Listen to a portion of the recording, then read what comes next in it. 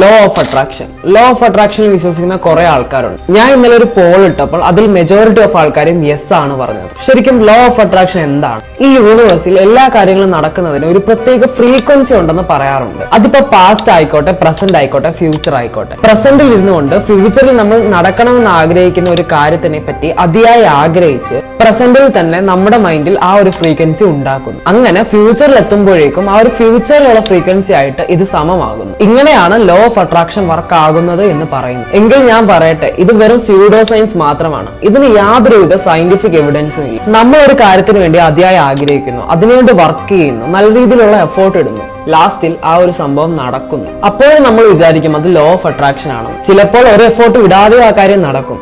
അതും law of attraction ആണെന്ന് പലരും തെറ്റിദ്ധരിക്കുന്നു. ലോ ഓഫ് അട്രാക്ഷൻ എന്ന സംഭവം നിങ്ങൾ കൂടുതലും കേട്ടത് ദ സീക്രട്ട് എന്ന പുസ്തകത്തിലൂടെയാവാം.